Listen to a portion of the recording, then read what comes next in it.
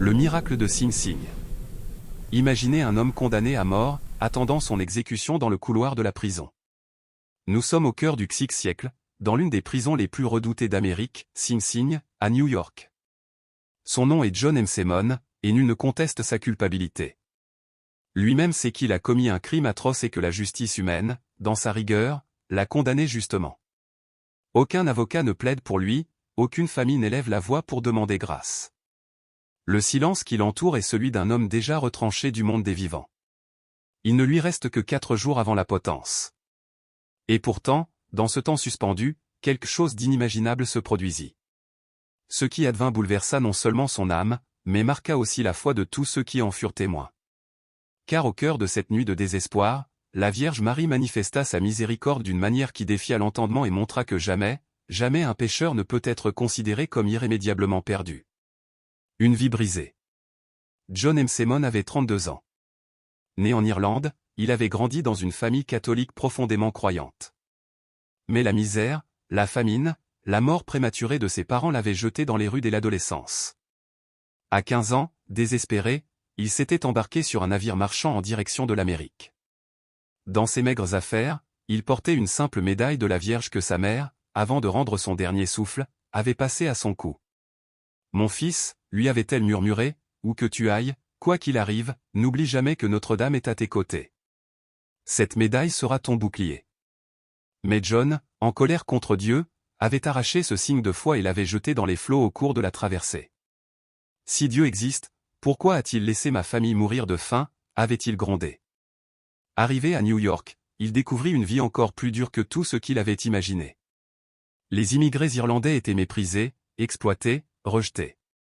Sans éducation, sans appui, il survécut de petits boulots précaires et de larcin. Très vite, l'alcool devint son unique refuge, puis sa prison. De fil en aiguille, il plongea dans la criminalité, s'associant à des bandes violentes. En 1859, un cambriolage tourna mal, il tua un commerçant allemand qui tentait de résister. Arrêté sur le champ, il fut jugé, condamné à la pendaison. Au tribunal, il demeura glacé, presque moqueur. Quand le juge Andrew Thompson lui demanda ses dernières paroles avant de prononcer la sentence, il répondit sèchement : « Faites ce que vous voulez. Ma vie est terminée depuis longtemps. » Alors le juge déclara d'une voix solennelle : « John Msemon, vous serez exécuté le 20 janvier 1860. Que Dieu ait pitié de votre âme, puisque vous n'avez pas eu pitié de votre victime. » L'attente de la fin. Sa cellule, humide et glaciale, était son univers. Pas de lettres, pas de visites, pas de prières. Les gardiens le considéraient comme le prisonnier le plus insensible qu'ils eussent jamais vu. Cet Irlandais, disait-il, est déjà mort à l'intérieur. Mais le 16 janvier, 4 jours avant l'exécution, quelque chose changea. Ce matin-là, le froid mordait jusqu'aux os. John, éveillé en sursaut, sentit pour la première fois depuis des années une peur sourde l'envahir.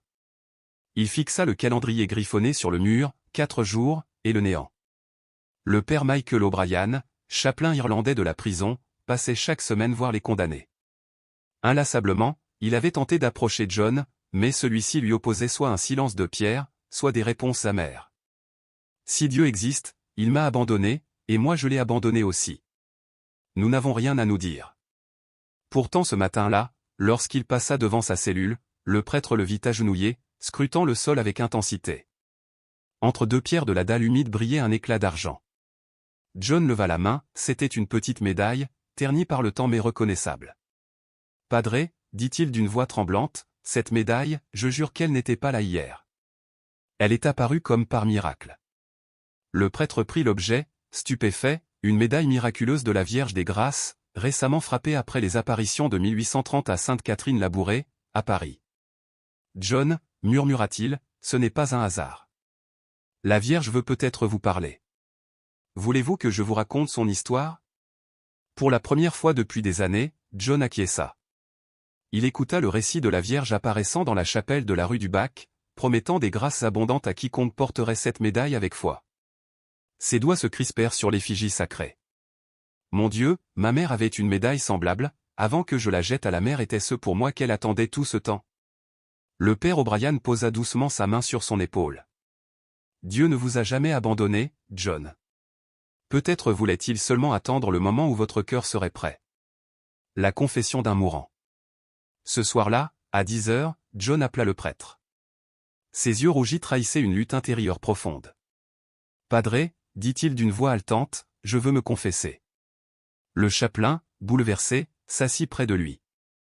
Alors commença une confession longue, douloureuse, implacable.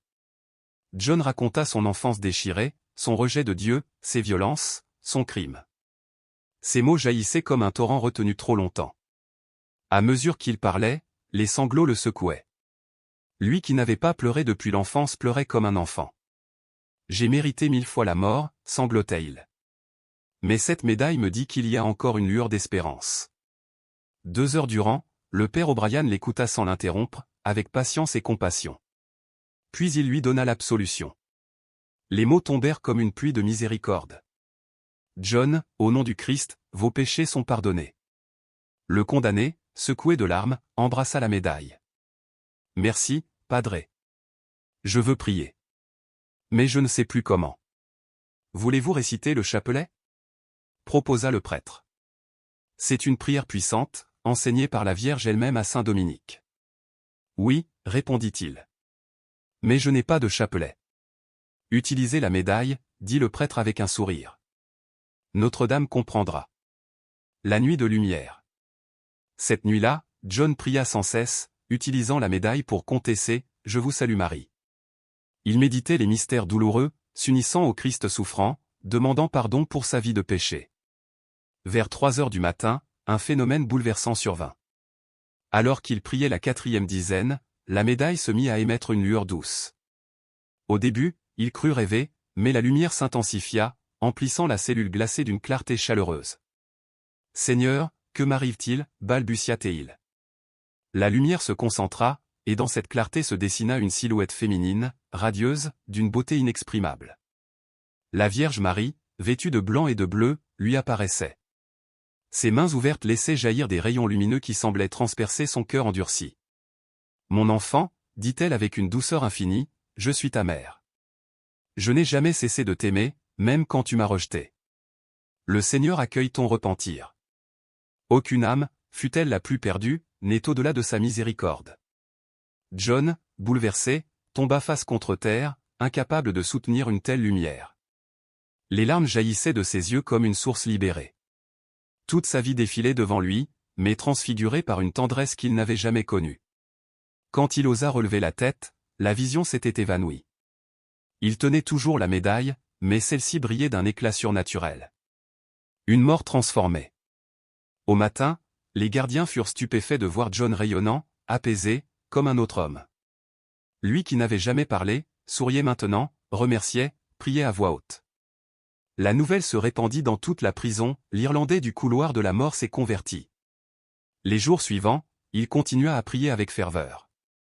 Le 20 janvier, on le mena à l'échafaud. Mais il avançait sans trembler, tenant la médaille dans sa main. Au témoin, il dit d'une voix claire. « Je meurs coupable devant les hommes, mais pardonné par Dieu. Que chacun ici sache que sa miséricorde est infinie. Nul n'est trop loin pour être sauvé. » Les bourreaux eux-mêmes furent bouleversés. Certains gardiens jurèrent plus tard que son visage, au moment où la trappe s'ouvrit, était celui d'un homme en paix, presque illuminé. Épilogue. L'histoire de John M. Semon se répandit bien au-delà des murs de Sing Sing.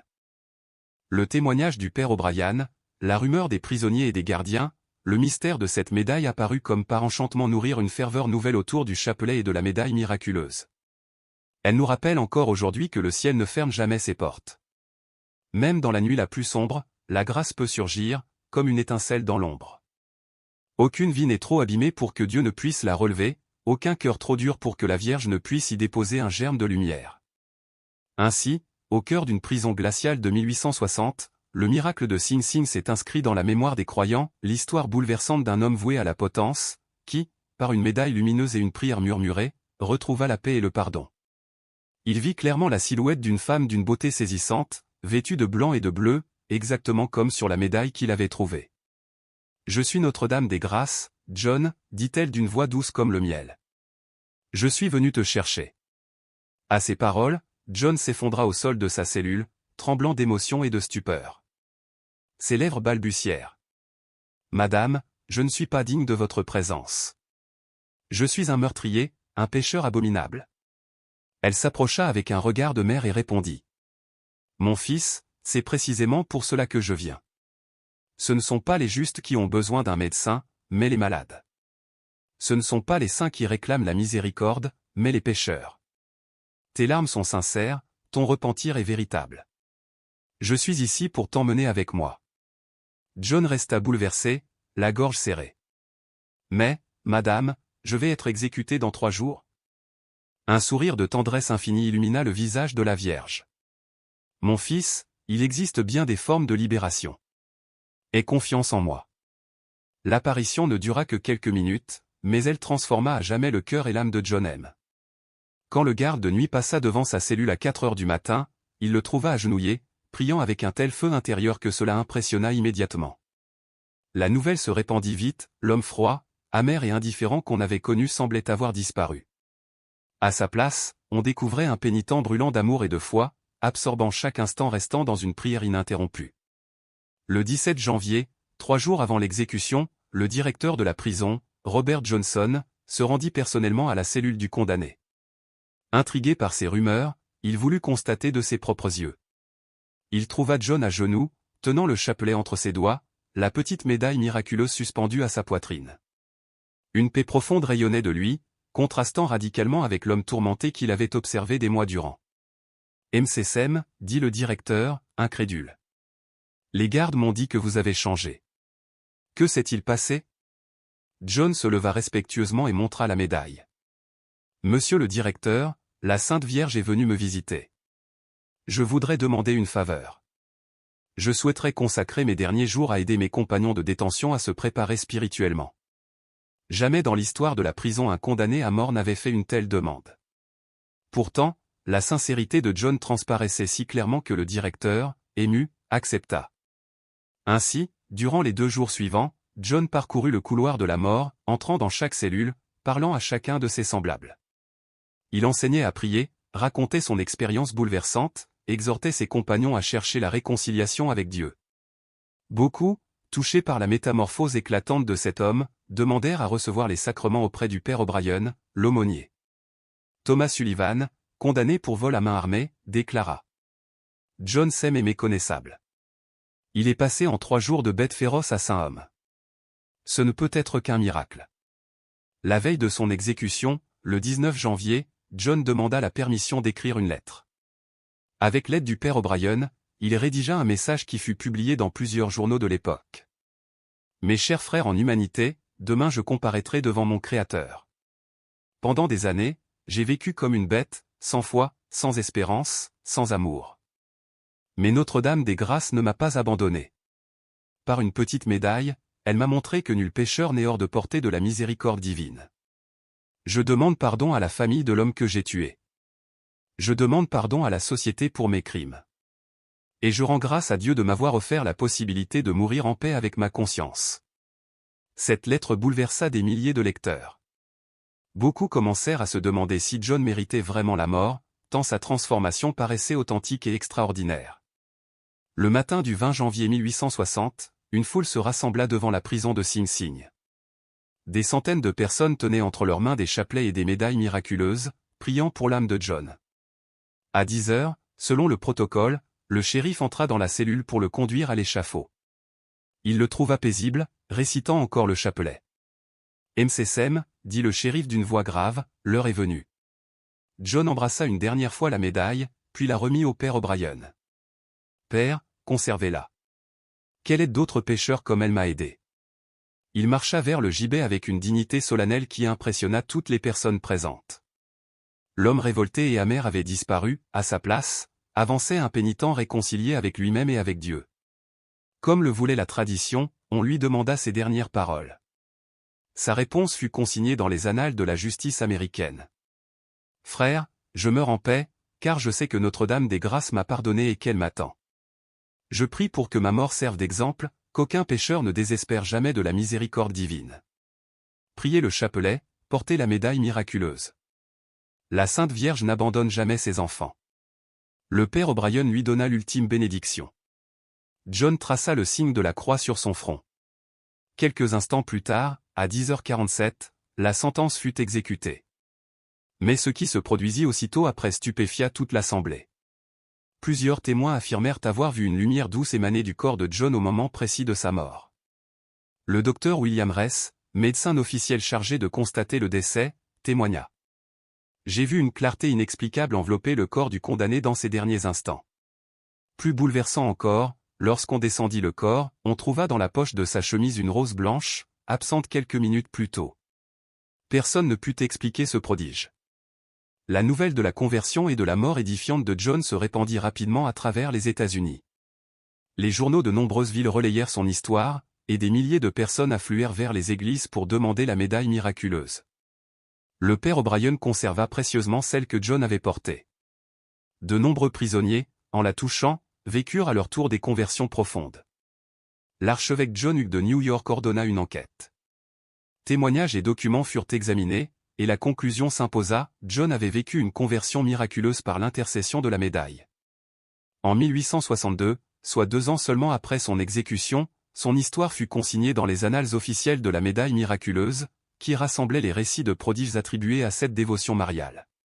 Pendant les 50 années suivantes, plus de 200 prisonniers de Sing Sing connurent eux aussi des transformations spirituelles radicales après avoir touché la médaille de John.